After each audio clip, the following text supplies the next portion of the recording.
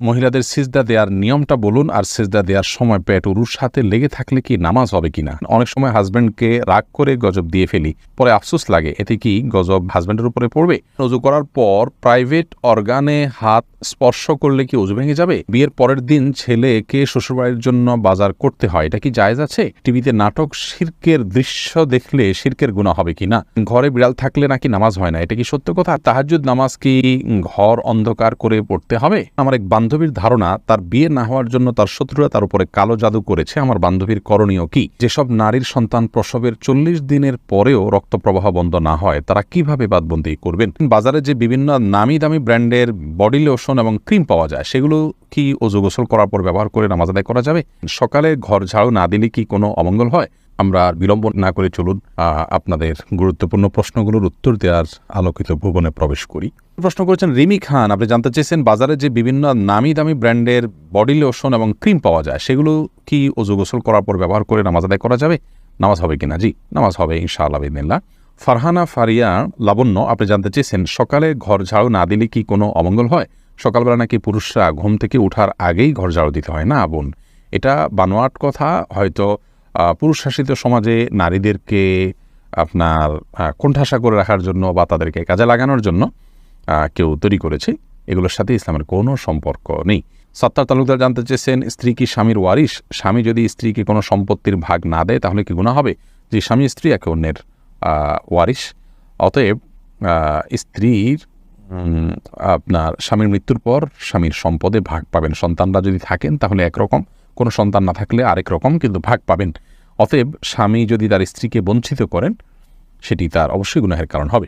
বেলাল, আপনি জানতে চেয়েছেন যেসব নারীর সন্তান প্রসবের 40 দিনের পরেও রক্ত প্রবাহ বন্ধ না হয়, তারা কিভাবে বাদবন্দি করবেন? 40 দিন পার হওয়ার পরেও যদি রক্ত প্রবাহ বন্ধ না হয়, নেফাস বন্ধ না হয়, তাহলে সেক্ষেত্রে তারা সম্পূর্ণ স্বাভাবিকভাবে সকালে বাদবন্দিগি সম্পাদন করতে পারবেন। সেখানে কোনো আজকাল তো অনেক কিছু ব্যবস্থা রয়েছে যাতে করে ব্লাড যেখানে সেখানে না পড়ে, সে ব্যবস্থাপনা গ্রহণ করার পর তিনি এবাদবন্দি স্বাভাবিক করতে পারবেন। 40 দিনের পরে আর তার ব্লিডিং হলেও তাকে নেফাসে আক্রান্ত বা আপনার এটাকে আপনার প্রসব পরবর্তী যে ব্লিডিং বলা হয়ে থাকে, সেটির মধ্যে গণ্য করা হবে না। সামিয়া ফেরদৌস জানতে চেয়েছেন তাহাজ্জুদ নামাজ কি ঘর অন্ধকার করে পড়তে হবে? এর কোনো ভিত্তি আছে কি? তাহাজ্জুদের নামাজ এটা আমরা ঘর অন্ধকার করে লাইট বন্ধ করে পড়তে হবে, এর কোনো ভিত্তি নেই।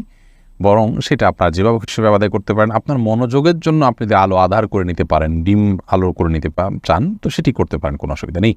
তবে অন্ধকারেই পড়তে হবে এমন কোনো বাধ্যবাধকতা বা নিয়ম নেই। রিসান ভূঁইয়া, আপনি জানতে চাচ্ছেন গরু ছাগলের বট খাওয়া কি জায়েজ? জি, এটা সম্পূর্ণ জায়েজ, তবে এটা যার যার রুচির ব্যাপার। কারোর যদি ভালো লাগে তিনি খাবেন, কারোর ভালো না লাগলে তিনি খাবেন না, একান্তই তার ব্যাপার। রহিমা চম্পা জানতে চেয়েছেন টিভিতে নাটক শিরকের দৃশ্য দেখলে শিরকের গুনাহ হবে কিনা?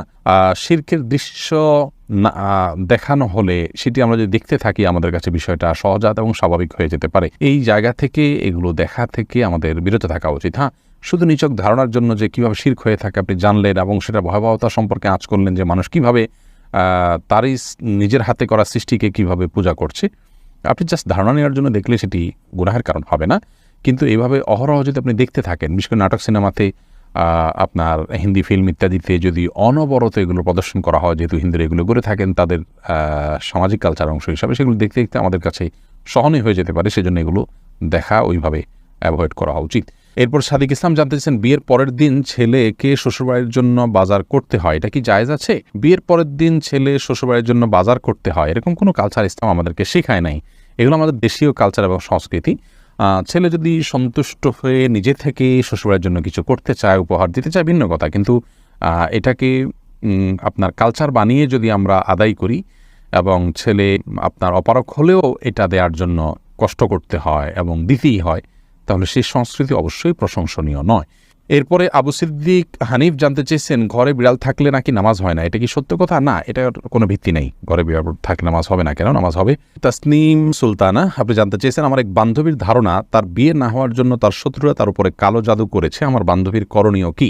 কেউ যদি শত্রুতা করে তা জাদু করেছে বলে আপনার মনে হয়, তাহলে তিনি অবশ্যই জাদু থেকে বাঁচার জন্য রুকিয়া শারঈয়াহ বা শরিয়া বিধিবদ্ধ যে ঝাড়ফুঁক আছে সেগুলোর তিনি আশ্রয় নিতে পারেন। সেগুলোর আশ্রয় নেওয়া বলতে সেগুলোর মাধ্যমে আল্লাহ তাআলার আশ্রয় তিনি নিতে পারেন। এবং আদৌ তাকে জাদু করা হয়েছে কিনা সেটাও আপনার যারা কোরআন হাদিসের আলোকে ঝাড়ফুঁক করে থাকেন এবং আপনার প্রফেশনাল বা বাণিজ্যিক কারণে আপনার যারা কবিরাজি করেন এবং হালাল হারাম বাছবিচার করেন না, এরকম মানুষ না হন, সেই মানুষগুলোর সাথে আপনার যোগাযোগ করলে ইনশাআল্লাহ বিদিনে তারা আপনাকে হেল্প করতে পারে। আপনার হিস্ট্রি শুনে তারা বলতে পারে যে আপনার জাদু করা হয়েছে কিনা। করা হয়ে থাকলে সেক্ষেত্রে আপনি পরবর্তী করণীয় অবশ্যই আপনি করতে পারেন।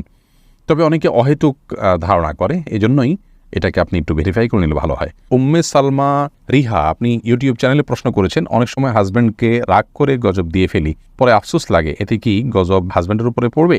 না বোন, এর কারণে হাজব্যান্ডের উপর গজব পড়বে না। কোরআন কারীমের আয়াত থেকে স্পষ্ট বোঝা যায় যে রাগের মাথায় যখন মানুষ এই ধরনের বদদোয়া দিয়ে ফেলে, আল্লাহ রাব্বুল আলামিন সেগুলোকে বাস্তবায়ন করেন না। এবং তবে এটি একটা অন্যায় কাজ।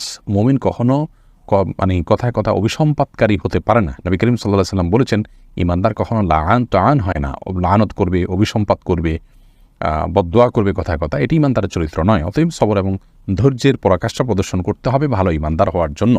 আর দীপু জানতে চেয়েছেন, অজু করার পর প্রাইভেট অর্গানে হাত স্পর্শ করলে কি অজু ভেঙে যাবে? ইমাম আবু হানিফা রাহিমাহুল্লাহর মত অনুযায়ী অজু ভাঙবে না, এবং এর সপক্ষে অনেকগুলো দলিল এবং যুক্তি আছে, বিভিন্ন স্পষ্ট হাদিস রয়েছে। যদিও অনেক ইমামদের মতে যদি কোনো আড়াল ছাড়া স্পর্শ মানে সরাসরি স্পর্শ করেন তাহলে সেক্ষেত্রে অজু ভঙ্গ হবে। সোনিয়া আক্তার জানতে চেয়েছেন, মহিলাদের সিজদা দেওয়ার নিয়মটা বলুন, আর সিজদা দেওয়ার সময় পেট উরুর সাথে লেগে থাকলে কি নামাজ হবে কিনা? জি, নামাজ হবে। নামাজ হবে না, নারী পুরুষের সালাত নিয়ে যে মত পার্থক্য আছে এটাকে আমরা অনেক বড় করে দেখি।